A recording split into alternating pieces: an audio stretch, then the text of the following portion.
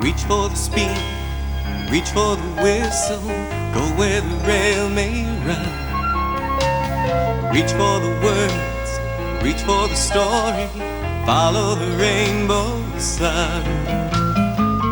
To a shining time station, where dreams can come true, waiting there for you.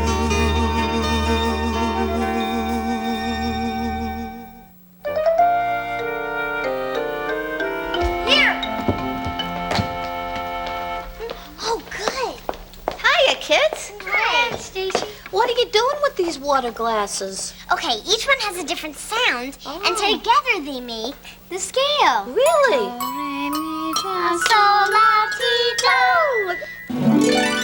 Ah, Mr. Conductor, come on in. Stay a while. Well, don't mind if I do, Billy.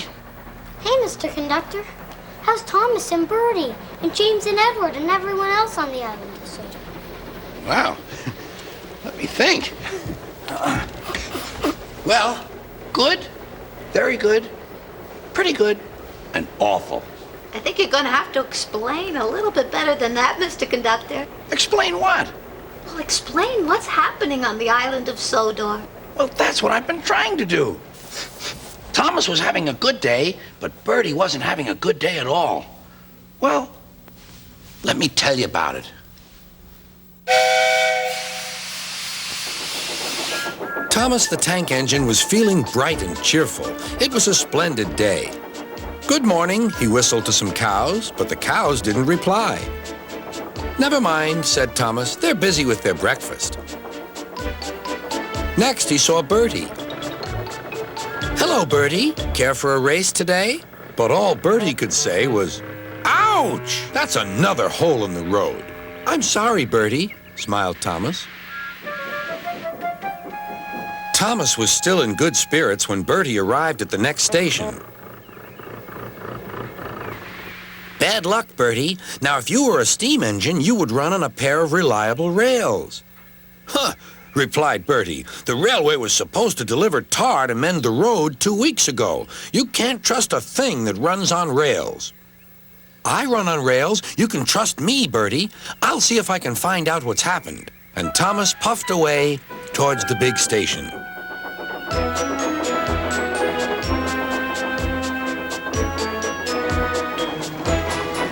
James was snorting about in the yard. It's too bad, he grumbled. Percy goes to work at the harbor and I do his job, here, there, and everywhere. Take that! Oh, groaned the freight cars. Just you wait, we'll show you. Gordon laughed. I'll tell you what, James, if you pretended to be ill everywhere, you couldn't shunt freight cars here or go to the quarry there, could you? What a good idea, agreed James. Look, here comes Thomas. I'll start pretending now. Thomas was sorry to see the engines looking miserable. Cheer up, he puffed. It's a beautiful day. Yes, grumbled Gordon, but not for James. What's the matter? Asked Thomas. He's sick, replied Gordon. Yes, he is. I mean, I am, stuttered James. I don't feel well at all. Don't worry, said Thomas kindly. I'll help out if you're ill. Gordon and James snickered quietly to each other. Some of James's cars were coupled behind Thomas and he steamed away to the quarry. The cars were still cross. We couldn't pay James back for bumping us, so we'll play tricks on Thomas instead. One engine is as good as another. But Thomas didn't hear them. He collected all the stone from the quarry and set off back to the junction.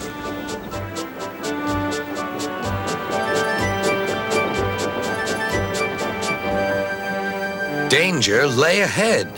Now for our plan, giggled the cars. Go faster, go faster. They pushed Thomas over the switches. Slow down, called Thomas's driver and applied the brakes.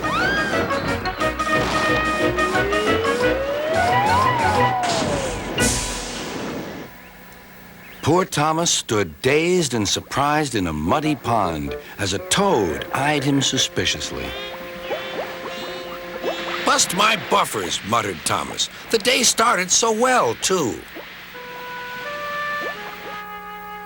Duck pulled away the cars, and Edward helped Thomas back to the junction.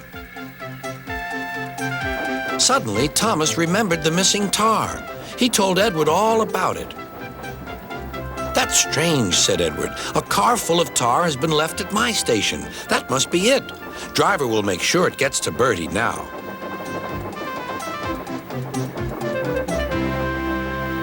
Later, James spoke to Thomas. "I'm sorry about your accident," he muttered, "and so is Gordon. We didn't mean to get you into trouble."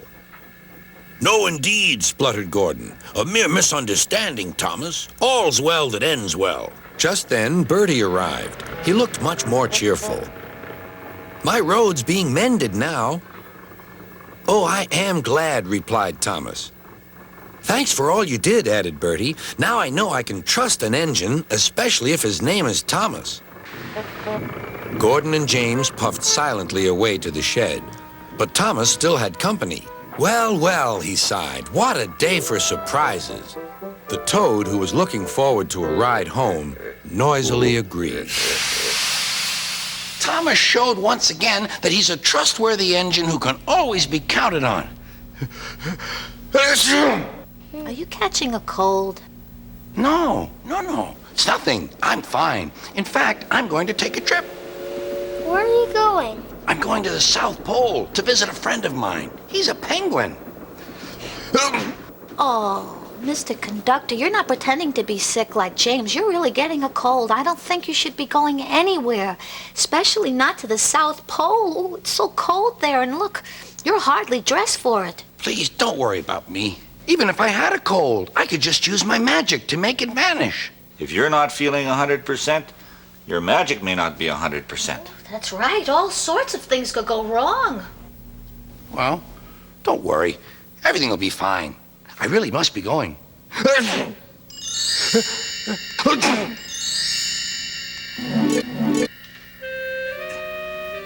Oh, no! I've got to try that again. I hope he'll be all right. Me too. Yeah, he's not taking very good care of himself. Something's wrong. You know what's wrong? You have too much water in these 2 glasses. Here, Billy, have some. I'll have some of this. This water tastes a little strange. It's kind of, tingly. Billy, do you think Mr. Conductor's magic could be sick too? Well, Dan, People don't take very good... Hey, what's happened to my voice? Billy, you sound just like me. What's happening to my voice? Mr. Conductor's magic dust must be in the water. Here, you take a sip of this one, and then I'll take a sip of this one. All right.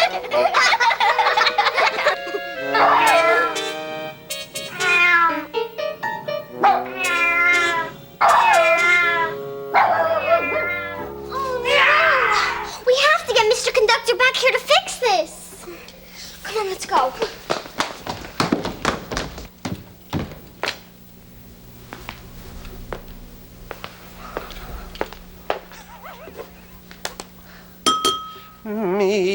Me.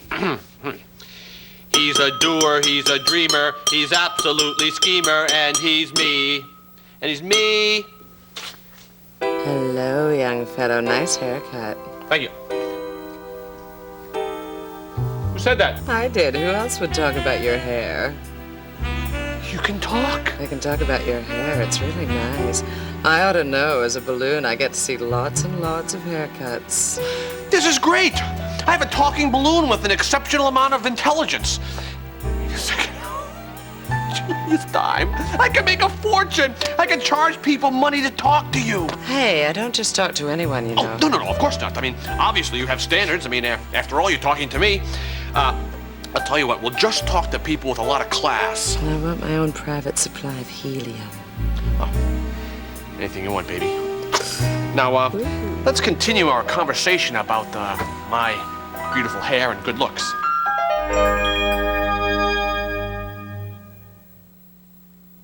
Here's the plan. We'll play Mr. Conductor's favorite song, and maybe he'll hear it and come back. Okay. 'Tis I, Hans, the great Tito, and I'd like to thank all the little people who made this possible. Must be thanking his aunts. You're just jealous. Okay, Big Shot. Here's a chance to show your puppet what you can do.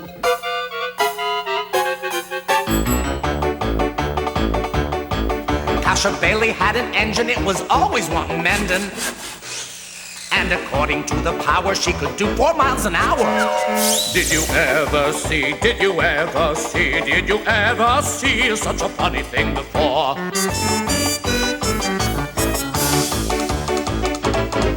On the night run up from Gower, she did 20 miles an hour as she whistled through the station. Man, she frightened half the nation. Did you ever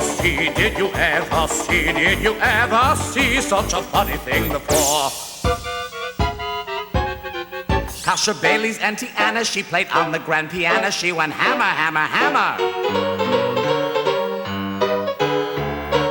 All the neighbors said can't stand her. Did you ever see such a funny thing before?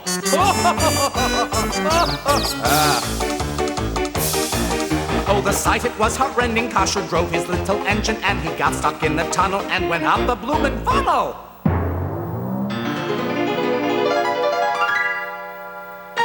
Kasha Bailey, he didn't die, and they put him in a coffin, but alas, they had a knock-in. Kasha Bailey only joshin'. Did you ever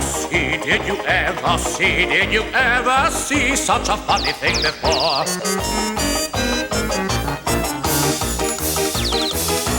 Kasha Bailey had an engine, it was always wanting mending, and according to the power, she could do 4 miles an hour. Did you ever see such a funny? Did you ever see such a funny? Did you ever see such a funny?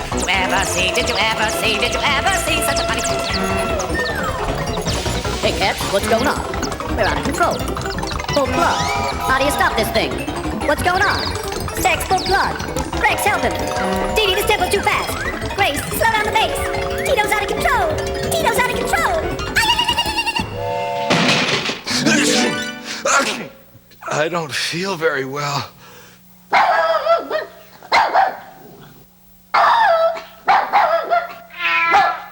Yes, I suppose you're right. Very well. I'll do my best. All right, now come on. You and Billy stand together. Come on. There, that's it. Mr. Thank goodness. Mr. Conductor, I warned you not to go to the South Pole. You should have known better. But I had to go to the South Pole. The only thing you had to do was stay home in bed and get some rest. That's right. Your body was telling you to stay in bed and get some rest, but you wouldn't listen. No, I wouldn't. But you see, the South Pole is where the penguins live. Yes? Well, they're my size. And sometimes I just want to be with my friends who are little like me.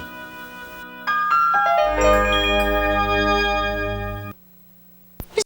Conductor, you can stay here and rest and get over your cold. Yeah, we'll make a bed and take care of you. Really? You would do that? Well, then I must get into my pajamas. I can't possibly get better unless I'm in my pajamas. I'll be back before you can say, you made this for me? Yeah, so you can rest and grow strong again. It even has holes in it, so you can breathe when the top is on.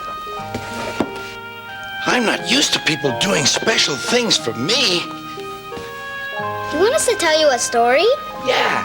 Let's see. Do you guys know any neat stories? Nope. Well, how about I tell you a story? Okay, terrific. This is a story about Henry, the green engine. He had an accident and then came back from the works with a wonderful new shape. I warned you beforehand, it has some sneezing in it, so stand back. Gordon was cross. Why should Henry have a new shape? He grumbled. A shape good enough for me is good enough for him. He goes gallivanting off, leaving us to do his work, and comes back saying how happy he feels. It's disgraceful. And there's another thing. Henry whistles too much. No respectable engine ever whistles loudly at stations. It isn't wrong, but we just don't do it. Poor Henry didn't feel happy anymore. Never mind, whispered Percy. I'm glad you're home again. I like your whistling. Goodbye, Henry, called Gordon. We're glad to have you with us again, but remember what I said. Later, Henry stopped at Edward's station. Hello, Henry, said Edward. You look splendid. I was pleased to hear your happy whistle yesterday. Thank you, Edward, smiled Henry. Shh! Can you hear something? It sounds like Gordon, said Edward, and it ought to be Gordon. But Gordon never whistled like that. It was Gordon. He came rushing down the hill at a tremendous rate. He didn't look at Henry, and he didn't look at Edward. He screamed straight through the station and disappeared. Well, said Edward. It isn't wrong, chuckled Henry, but we just don't do it. And he told Edward what Gordon had said.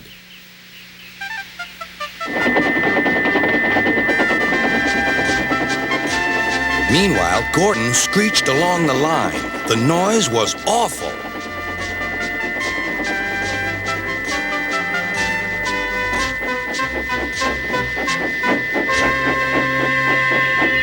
At the station, everyone covered their ears. Sir Topham Hatt covered his ears, too. Take him away, he bellowed, and stop that noise. Gordon puffed sadly away, but he wouldn't stop whistling until two fitters climbed up and knocked his whistle valve in place.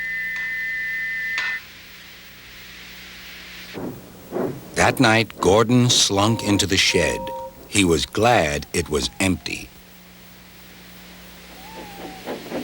It isn't wrong, murmured Henry to no one in particular, but we just don't do it. No one mentioned whistles. Next morning, Henry was enjoying himself enormously. I feel so well, I feel so well, he sang. Trickety-trock, hummed his coaches. Then he saw some boys on a bridge. Beep, beep, hello, he whistled. Oh, he called. The boys didn't wave and take his number. They thought it fun to drop stones on him instead. They've broken our glass! They've broken our glass! Cried the coaches. The passengers weren't hurt, but they were cross. Call the police! No, said the driver. Leave it to Henry and me. What will you do? They asked. Can you keep a secret? Yes, yes. Well then, said the driver, Henry is going to sneeze at those boys.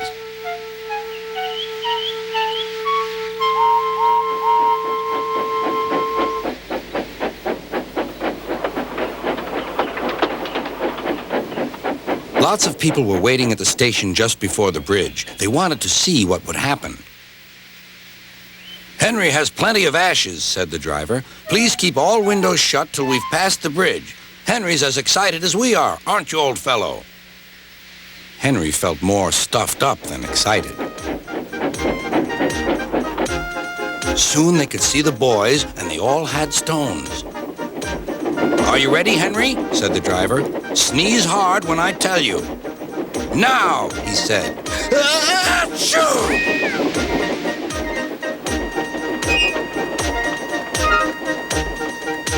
Well done, Henry, laughed his driver. Henry went home, hoping that next time he saw Gordon and the boys, they would have learned not to be so mean. Sometimes a sneeze can come in handy. I'm getting sleepy. Thank you for the story. Well, you told it to us, Mr. Conductor. Oh, yes. Well, I thank me then. You rest now and get your strength back.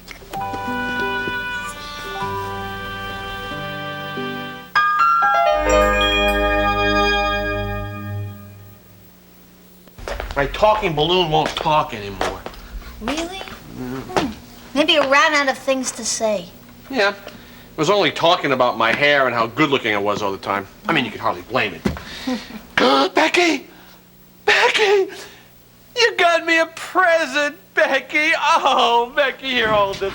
Oh, isn't that nice? Ooh, what is it? What is it? What is it? What is it? What is it? What is it? What is it? I know. You want me to wait until my birthday, but the schemer, every day's his birthday.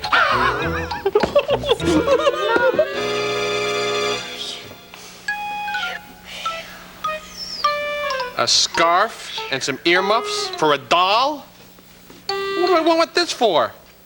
I already got a scarf and an earmuff for my doll. Hey, do you think Mr. Conductor is back to his old self again?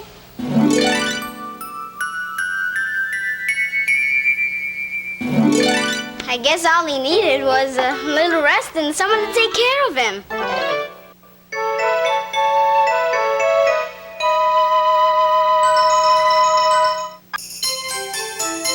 The Yuletide's far away, but Rudolph's nose will shine, 'cause Santa's taking out the sleigh in daylight savings time. Oh, what a scene! Wear sunscreen, Christmas in July. This snowman will need a fan or he will liquefy. Hey! That's right!